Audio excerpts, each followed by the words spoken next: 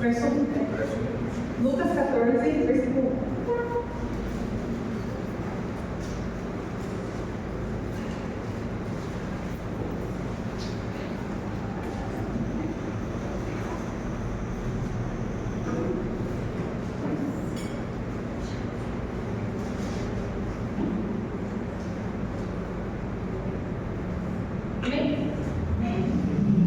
Certo sábado, Jesus entrou na casa de um dos chefes dos fariseus para comer, e eles o observavam. Achava-se ali diante dele um homem que sofria de hidropisia. Tomando a palavra, Jesus perguntou aos doutores da lei e aos fariseus: é correto curar no sábado ou não? Mas eles ficaram calados. Jesus, então, tocando no homem, curou e mandou para casa, e perguntou-lhes: qual de vocês, se tiver um filho ou um boi que venha a cair no poço, não tirará logo o mesmo em dia de sábado? E não conseguiram responder. Ao observar como os convidados escolhiam os primeiros lugares, contou-lhe esta parábola: quando fores convidados por alguém para uma festa de casamento, não ocupes o primeiro lugar, para que não aconteça de haver outro convidado mais digno do que tu. E quem convidou a ti, e a ele venha e te diga: dá o lugar a este, e então envergonhado tenhas de ocupar o último lugar. Mas quando fores convidados, vai e ocupa o último lugar. Para que, quando vier o que te convidou, te diga: amigo, ocupa um lugar mais elevado. Então serás honrado diante de todos os que estiverem contigo na mesa.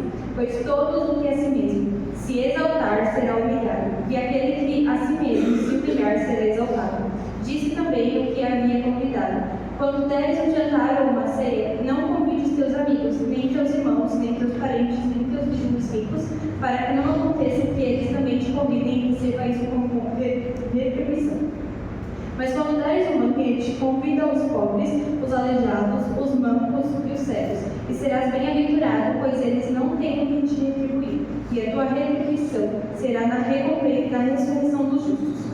Ao ouvir isso, um dos que estavam com ele à mesa disseram: bem-aventurado aquele que comer o pão do reino de Deus. Jesus, porém, lhe disse: certo homem ofereceu um grande banquete e convidou muitas pessoas. Na hora do banquete, mandou o seu servo dizer aos seus convidados: vinde, pois tudo já está preparado. Mas todos eles começaram a dar desculpas. Disse-lhe o primeiro: comprei o terreno e preciso ir ver. Peço-te que me dispense. Outro disse: comprei 5 juntas de bois e vou testá-lo. Peço-te que me dispense. Ainda outro disse: casei, portanto não posso ir. O servo voltou e contou tudo a seu senhor. Então, indignado, o dono da casa disse ao senhor: sai depressa para as ruas, os becos da cidade e trazei aqui os pobres, os aleijados, os cegos e os mancos. Mais tarde disse o senhor: Senhor, foi feito como ordenastes, e ainda restam lugares. E o Senhor respondeu ao servo: sai pelos caminhos e atalhos e obriga-os a entrar, para que a minha casa se encha. Pois eu vos digo que nenhum dos homens que foram convidados provará do meu banquete. Gente, desculpa que eu tô com uma tosse de cachorro. Mas, enfim. Essa parábola, na verdade, eu vou focar mais na parábola, ali foi para vocês entenderem mais o contexto, e a gente também vai falar um pouco sobre a parábola dos primeiros lugares, porque tem ligação. Mas aqui nessa parábola, a gente pode ver que o que deu início, na verdade, nessa parábola foi essa frase: bem-aventurado aquele que comer pão no reino de Deus. E aí Jesus ele começa contando a história, né? Jesus ele começa contando que ele começou, que teve um rei, que ele fez um banquete, ele começou a chamar as pessoas que eram mais ricas da cidade, as pessoas que ali elas eram bem-sucedidas na cidade, né? Antigamente as cidades lá em Israel, eu acho que em todas as cidades, na verdade, tinha a cidade, tinha mais perto do palácio, era onde os reis não, as pessoas mais ricas moravam, as pessoas mais bem-sucedidas, mais conhecidas moravam. Os becos era onde moravam os pobres, onde moravam os aleijados, onde moravam os mancos, e a cidade tinha muros e portões, e para fora dos muros e dos portões era onde ficavam os prostitutas, aonde ficavam, a gente vê muito isso na Bíblia, onde ficavam os leprosos, aonde ficavam os adúlteros, as pessoas que eram consideradas ninguém praticamente para a sociedade. E aí o Senhor ele começa a contar essa parábola dizendo que ele chamou então as pessoas que eram mais ricas, mais reconhecidas, que provavelmente eram as pessoas que com mais frequência iam nas festas dos reis, né? Nas festas do rei. Porque eram as pessoas que moravam ali mais perto, as pessoas que tinham grande influência, só que tem um problema. Essas pessoas elas começaram a dar desculpa, dizendo, nós não vamos. E eram as desculpas mais esfarrapadas que existiam, tipo, comprei um terreno e preciso ir vê-lo. Quem que comprou um terreno e não vê ele antes? Então era desculpas muito esfarrapadas. E aí o Senhor, né, na verdade estou contextualizando aqui, não sei pegar ainda, calma. E o Senhor, ele fica bravo com isso. Então ele fala, vai para as ruas, os becos da cidade e tragam os pobres, aqueles que talvez esses ricos tenham olhado para esses pobres e tenham falado, vocês jamais vão conseguir ir para a festa de um rei, porque vocês, além de serem os nossos servos, porque provavelmente aqueles pobres, não os aleijados, eram os servos daqueles homens, então talvez os ricos olhassem para eles e falassem, vocês não podem entrar no banquete do rei, vocês nem têm roupa para estar no banquete de um rei, vocês nem sabem como falar diante de um rei. Então, ele fala, sai depressa para as ruas e traz aqui os pobres. Ele não fala, convida os pobres a entrar, ele fala, traz aqui os pobres. E com certeza, se você recebesse um convite de um rei, para você entrar no banquete dele, e já tivesse falado para você que você jamais seria capaz de estar ali dentro, porque você não tem roupa adequada, porque você não sabe falar, porque você não sabe se comportar diante do rei, vocês iriam para a festa de um rei se alguém convidasse vocês? De imediatamente, nós não iríamos, porque aquelas pessoas elas eram servas, elas jamais estariam ali em posições de pessoas ricas e bem-sucedidas.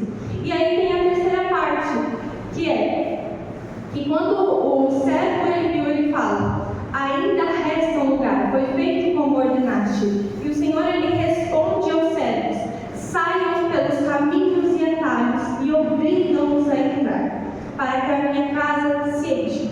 E essas eram as piores pessoas, na verdade, eram piores do que os pobres, do que os aleijados, do que os mancos, porque eram as pessoas que a sociedade considerava tão suja que talvez não eram nem considerados seres humanos para eles. Era um lugar que os ricos, que as pessoas prósperas nem pisavam lá, porque era um lugar onde ficavam as pessoas leprosas, as pessoas que eram consideradas imundas para a sociedade, as pessoas que não podiam estar no meio da sociedade, as pessoas não queriam ficar perto dessas pessoas. E o Senhor ele fala, obriga-os a entrar, porque se os pobres já não entrariam, pelo que foi dito sobre eles, quem dirá essas pessoas que são adúlteras, prostitutas, leprosos, pessoas que são sujas mesmo, pessoas que não eram vistas como ninguém perante a sociedade. E termina com uma frase dizendo, eu vos digo que nenhum dos homens que foram convidados provará o meu banquete. Agora eu quero que vocês abram lá em Lucas 5. Está pertinho, né? Lucas 5, do versículo 31 ao 32.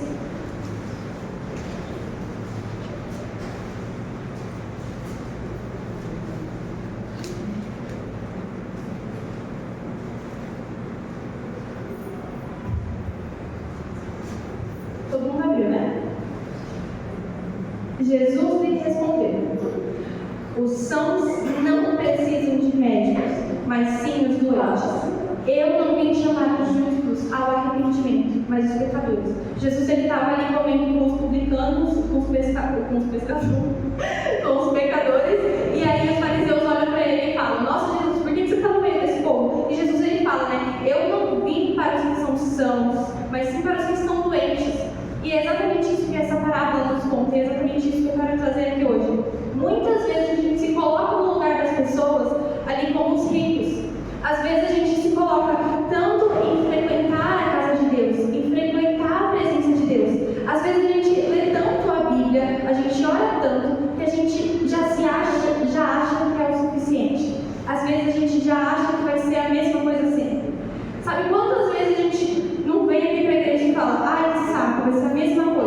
Vai ser a abertura, aí depois vão tocar 3 louvores, aí depois vai ser o dízimo, depois vai ser mais um louvor, depois vai ser a palavra, depois vai ser o encerramento. Quantas vezes a gente não se coloca ali como pessoas que já estão de saco cheio da mesma rotina?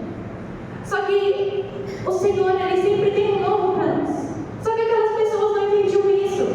E a gente vê também isso lá em João 1, que vai falar que o Senhor, Ele veio para aqueles que eram seus, mas os seus não reconheceram. Quem que eram os seus? Jesus, Ele veio para aqueles que eram tipo mestres de sinagoga, aqueles que estavam nos mais altos patamares, aqueles que conheciam muito da palavra de Deus, aqueles que conheciam muito dos mandamentos, aqueles que se diziam realmente prezar pela lei de Deus. Só que quando o Senhor veio, eles não reconheceram o Senhor. Eles achavam que conheciam tanto Deus, mas quando o próprio Deus esteve na frente deles, eles não sabiam quem era o Senhor. E às vezes nós nos colocamos nesse lugar. Às vezes a gente acha que é suficiente tudo que nós fazemos. A gente tenta fazer tudo pela força do nosso braço, mas não é o suficiente. O Senhor Jesus, quando nós entendemos que o Senhor, Ele é um Deus supremo, nós entendemos o suficiente para entender. Nossa, falei muito entendemos. Mas nós entendemos o suficiente para entender que um Deus grande jamais caberia na nossa cabeça. Mas quantas vezes a gente se deixa levar pelo nosso ego, em achar que nós sabemos demais, em achar que nós já somos os maiores mestres, que eu sei mais do que todos vocês. Eu sei e vocês não sabem. Quantas vezes alguém veio falar pra gente alguma coisa da palavra de Deus, mas nós achávamos que nós sabíamos mais do que essa pessoa e não demos ouvidos para ela. Não, muitas vezes a gente se acha mais mestres, a gente se acha mais importante, a gente acha que sabe o suficiente. E é exatamente isso que aquelas pessoas fizeram. Elas não comeram no banquete porque elas acharam que ia ser a mesma coisa de sempre. Elas acharam que conheciam já o rei demais, iam já em festa demais, e acharam que não era, que já era suficiente. Eles não comeram no banquete por causa disso. Agora eu quero abrir lá em Romanos 3, versículo 9.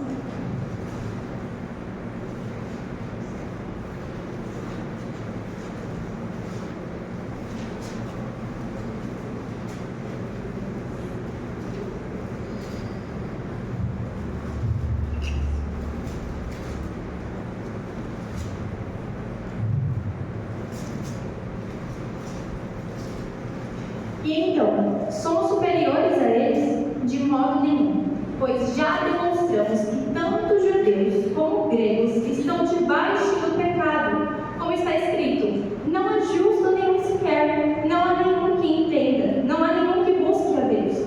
Todos eles se desviaram, juntos se tornaram inúteis. Não há quem faça o bem, não há um sequer. A garganta deles é um sepulcro aberto, enganam com a língua, debaixo dos seus lábios há veneno de serpente. A boca está cheia de maldição e amargura. Os seus pés se apressam para derramar sangue. Nos seus caminhos há destruição e miséria. E não conheceram o caminho da paz. Não possuem nenhum temor a Deus. Ora, sabemos que tudo o que a lei diz é para os que estão debaixo da lei que ela diz, para que toda a boca se cale e todo mundo fique sujeito ao julgamento de Deus. Porque ninguém será justificado diante dele pelas obras da lei, pois por ela vem o pleno conhecimento do pecado. Mas agora, a justiça de Deus se manifestou sem a lei, atestada pela lei e pelos profetas. Isto é, a justiça de Deus, por meio da fé em Cristo Jesus, para todos os que creem. Pois não há distinção, porque todos pecaram e estão destituídos da glória de Deus, sendo justificados gratuitamente pela sua graça, por meio da redenção que há em Cristo Jesus, a quem pelo seu sangue, para a demonstração da sua justiça, na sua paciência, Deus deixou de punir os pecados anteriormente cometidos, para a demonstração de justiça no tempo presente, para que ele seja justo e também justificador daquele que tem fé em Jesus. Assim, onde há motivo para orgulho, foi excluído. Por qual lei? Das obras? Não, mas pela lei da fé. Com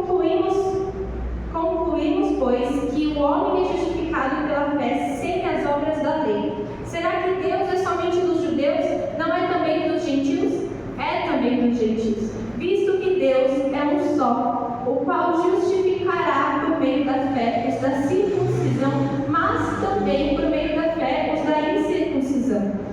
Por acaso anulamos a lei pela fé? De modo nenhum. Pelo contrário, confirmamos a lei. Aquelas pessoas, elas achavam que elas já tinham sido justificadas o suficiente. Quantas vezes a gente não acha que a gente foi justificado o suficiente? Existem muitas pessoas que elas se desviam do Senhor, não por conta de que a fama subiu a cabeça, mas porque realmente essas pessoas, elas começaram a fazer pela própria força do braço delas e elas se decepcionaram. A própria Bíblia fala: nós não somos capazes de pagar aquilo que nós fizemos. Nós somos devedores da lei. A palavra do Senhor fala: ninguém é justificado pelas obras da lei, porque da lei vem o pleno conhecimento do pecado. Nós seríamos capazes de cometer de pagar por todos os pecados que nós cometemos na vida? Quem aqui seria capaz? Nenhum de nós. A gente peca todo dia, a gente peca em todos os momentos, mas aquelas pessoas, elas acharam que elas seriam capazes. Elas acharam que por elas serem amigas do rei, elas tinham lugares maiores, elas tinham uma preferência maior. Elas acharam que por elas serem amigas do rei, elas eram como se fossem pessoas tênues. Ficou legal isso aqui. Mas essas pessoas não eram. Sabe por quê? Porque a palavra do Senhor, ela fala lá em João, como eu disse, ele veio para os que eram seus, mas os seus não receberam. Mas contudo, aos que creram e aos que receberam e aos que creram em seu nome, deu-lhes o direito de se tornarem filhos.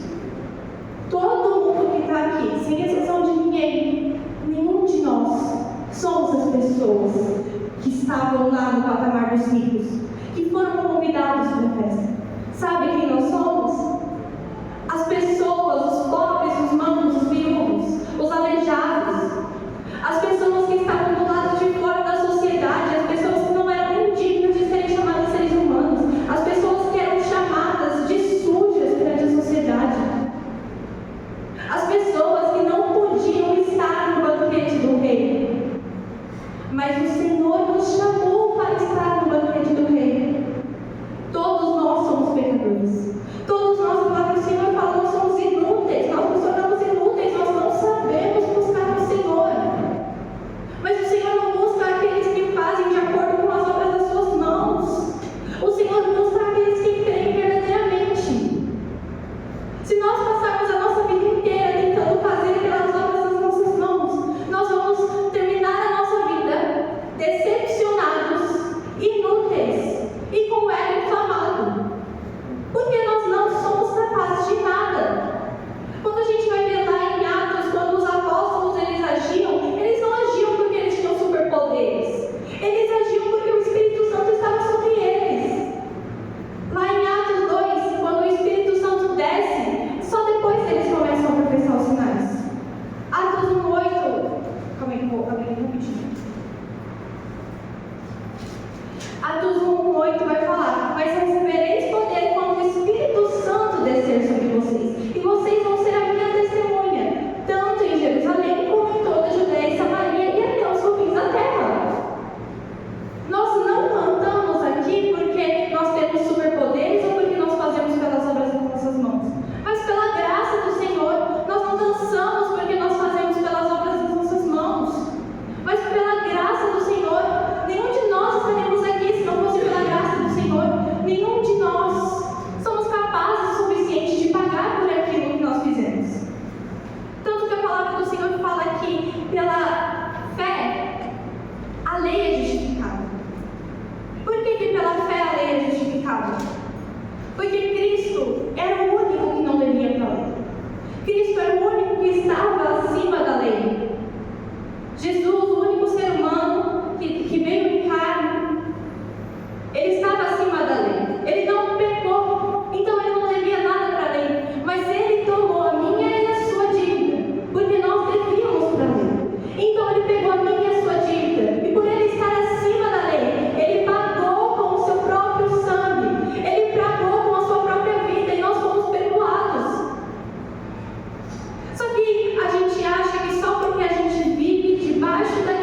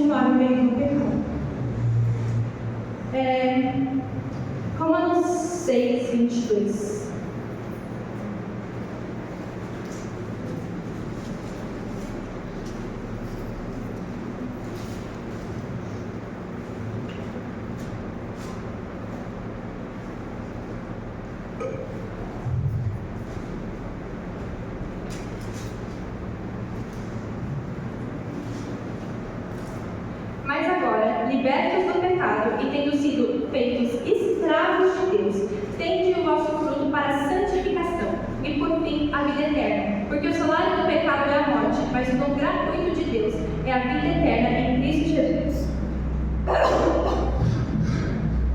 Nossa Senhor. Gente, eu falei que eu estava matando o cachorro. Perdão. Mas a palavra do Senhor fala que nós somos libertos do pecado. E nós somos feitos escravos de Deus, tendo o fruto da santificação. Nós não devemos mais nada para Ele. Romanos 8 fala: portanto, aqueles que estão em Cristo Jesus, já não existe mais nenhuma condenação sobre eles. Nós estamos em Cristo Jesus. Todos aqui estão em Cristo Jesus?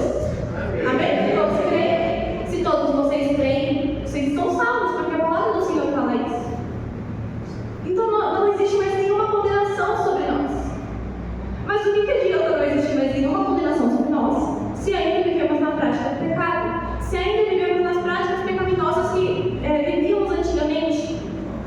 Oséias 6,6 vai falar, aqui. Pois eu quero misericórdia e não sacrifícios, conhecimento de Deus mais do que holocaustos. Esse contexto aqui era que o povo de Israel, eles estavam pecando muito. A Bíblia até fala que o espírito de prostituição estava no meio deles. Por que o espírito de prostituição estava no meio deles? O Senhor ele chamava Israel como a noiva de Cristo. Só que com o pecado era como se eles estivessem adulterando, assim. Como se eles estivessem adulterando a aliança de casamento que eles tinham com o Senhor. Realmente se prostituindo com o pecado. E aí, só que em Oséias 6 vai até falar de um louvor que a gente conhece muito, né? Que foi feito com base na palavra, no caso, né? Que fala: vinde e voltemos ao Senhor, porque Ele nos despedaçou, mas haverá de nos curar. Ele nos feriu, mas cuidará das nossas feridas. Depois de 2 dias Ele nos revivificará. No terceiro dia nos levantará e viveremos diante dele. Conheçamos e prossigamos em conhecer o Senhor. Como o sol nascente, a sua vinda é certa. Ele virá a nós como a chuva, como a primeira chuva que rega a terra. Isso é claro em dizer que o Senhor nos chama realmente a voltar ao arrependimento. O Senhor verdadeiramente nos chama a conhecê-lo de verdade. Porque não adianta de nada nós fazermos obras, nós fazemos milhares de coisas se nós não conhecemos o Senhor verdadeiramente. Se eu canto aqui no louvor todos os dias, mas eu não conheço o Senhor verdadeiramente, não vale de nada. Porque nós não somos salvos pelas nossas obras, mas por meio da graça. Os 2 mandamentos mais preciosos que o Senhor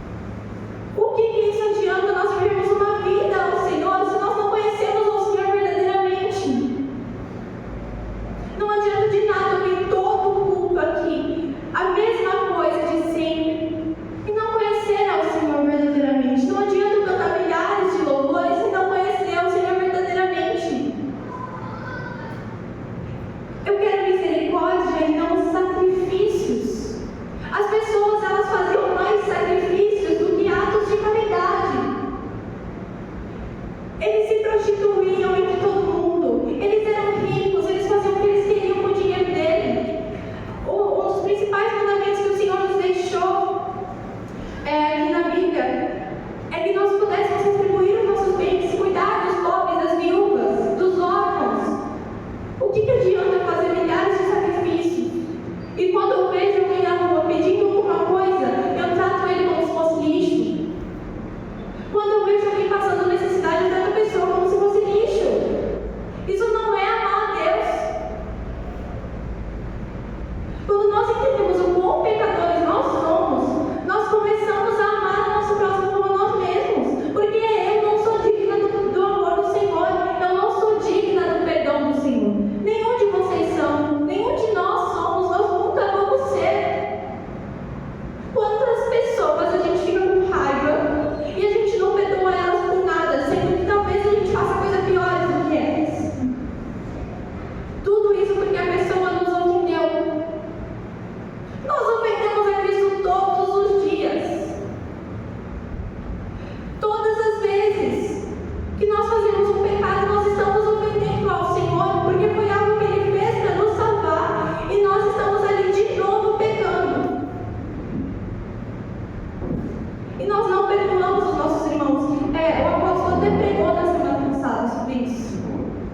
Quando a gente vai ler lá a oração do Pai Nosso, vai falar: perdoa os seus irmãos para que os pecados de vocês também sejam perdoados. Porque nós não somos dignos, mais uma vez, assim como os nossos irmãos também não são. Nós precisamos entender que o Senhor, Ele é aquele que nos chama para o arrependimento, mas também nos chama para o conhecimento.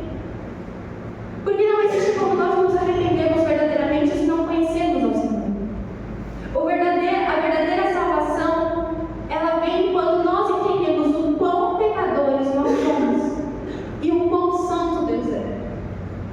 Vem quando nós entendemos que nós não somos nada. Que na verdade nada seria tão útil para a gente de tão pecador que a gente é. Do quanto o Senhor é bom. Porque às vezes a gente lê tanto a Bíblia, às vezes a gente faz tantas coisas, que isso começa a crescer o nosso ego, porque a gente está com o coração no lugar errado. Como por exemplo a igreja de Éfeso, lá citada em Apocalipse, que eu não lembro agora a passagem, mas está lá em Apocalipse 1 ou versículo 2. Se quiser procurar aí também. Ou está em Apocalipse 1 ou em Apocalipse 2. Mas a igreja de Éfeso, ela é citada como?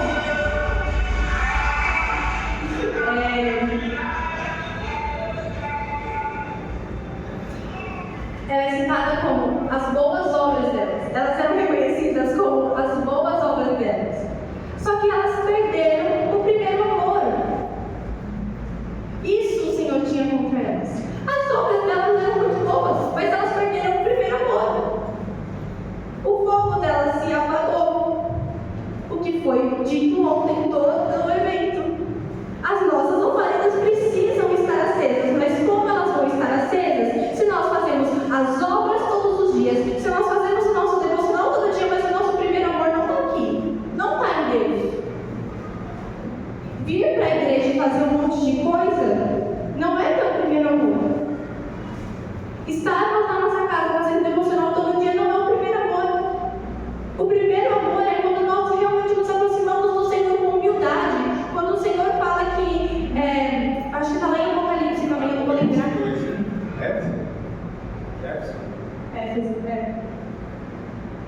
Mas coloca no último.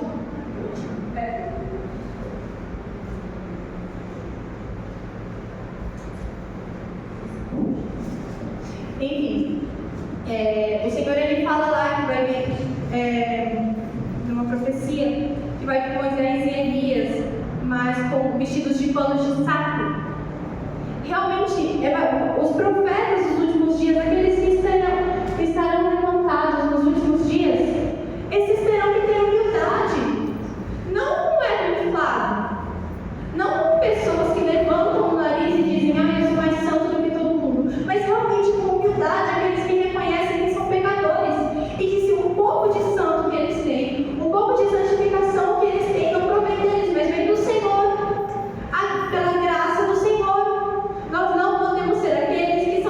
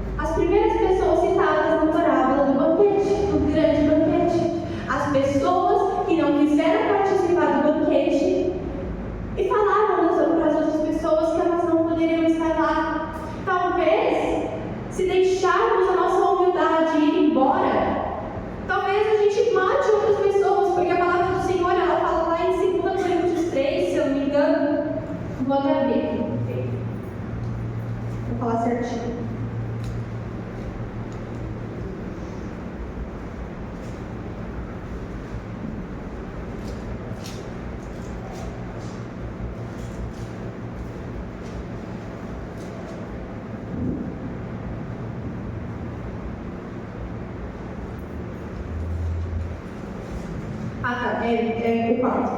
2 Coríntios 4. Porque às vezes a gente acha que o nosso ego é tão forte que a gente começa a se esquecer do Senhor.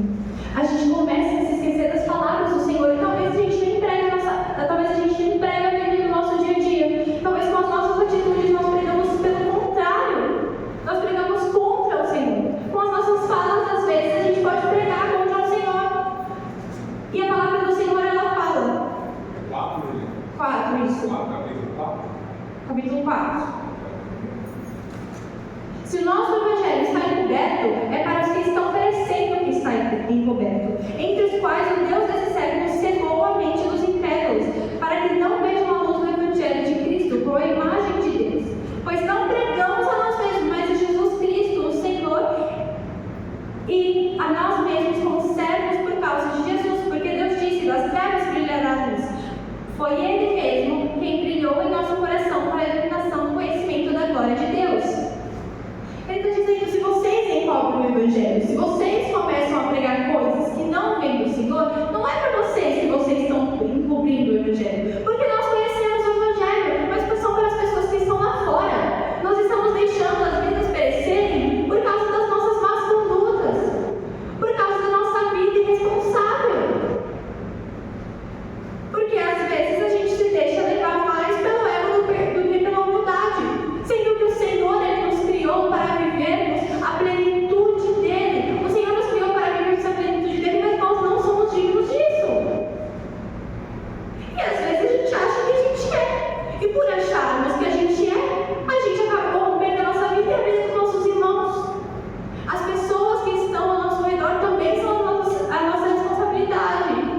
Como o nosso ministério desenvolve, a nossa responsabilidade também. A palavra do Senhor, ela fala: tudo que vocês forem fazer, façam de maneira que glorifique a Deus. Nós não somos salvos por meio das obras, mas a palavra do Senhor fala que a fé sem obras é uma fé morta.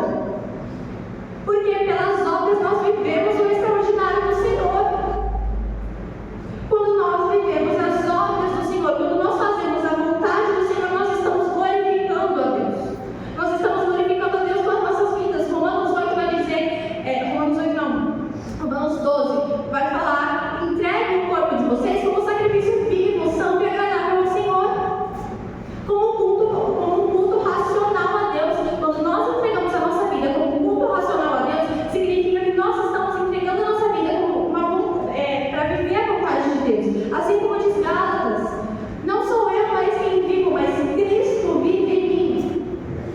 Aqui em 2 Coríntios ele fala aqui, versículo 7: temos, porém, esse tesouro em vasos de barro, para que o poder extraordinário seja de Deus e não nosso. Sofremos pressões de todos os lados, mas nós não estamos arrasados. Ficamos perplexos, mas não somos desesperados. Somos perseguidos, mas não desamparados, abatidos, mas não destruídos, trazendo sempre no corpo o mover de Jesus, para que também a vida dele se manifeste no nosso corpo. Pois nós que vivemos somos sempre entregues à morte por causa de Jesus, para que também a vida dele se manifeste em nosso corpo mortal, de modo que em nós atua a morte, mas em vós a vida. Agora eu quero voltar lá na parábola que a gente leu lá no começo. Lucas 15. Agora a gente vai ler lá no versículo 23.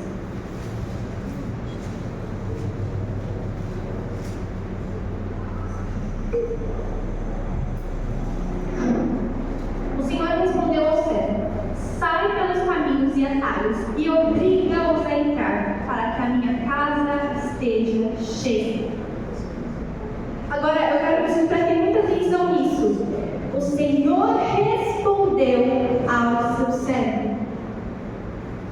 Quando nós participamos do banquete de Deus, quando nós vivemos a nossa vida de santificação, conhecemos ao Senhor verdadeiramente, agora nós somos aqueles que participam do banquete, mas também aqueles que obedecem ao Rei, aqueles que são servos do Rei, aqueles no qual o Senhor fala: saia pelos caminhos e atalhos e obriga-os a entrar. Porque antes nós éramos aqueles que estavam para fora dos muros.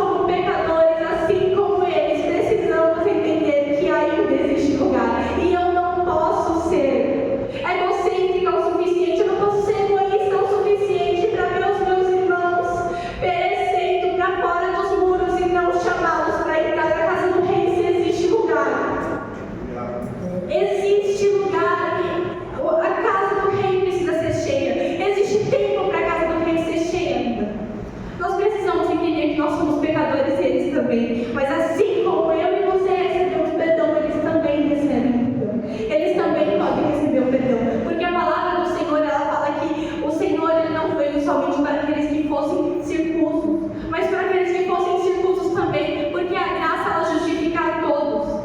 A graça não faz exceção de pessoas, a graça é para todos nós. Nós não podemos ser aquelas pessoas que da nossa família olham para as pessoas que são viciadas, para as pessoas que cometem atos de prostituição, para as pessoas que nós consideramos pessoas terríveis dentro da nossa família, olharmos para elas e falarem: vocês não têm salvação.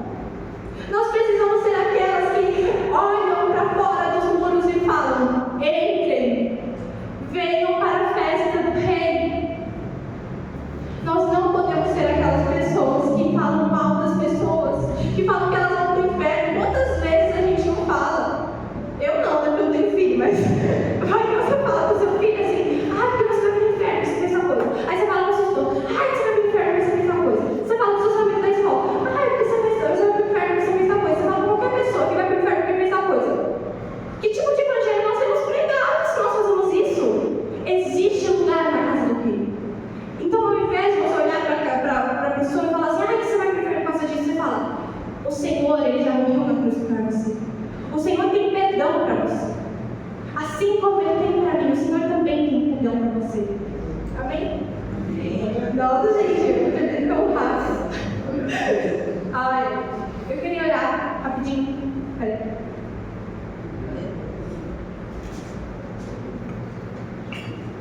Do jeito que vocês quiserem. Se vocês quiserem ficar em pé, você faz aí. Amém. Senhor Jesus, muito obrigada por essa palavra, Senhor.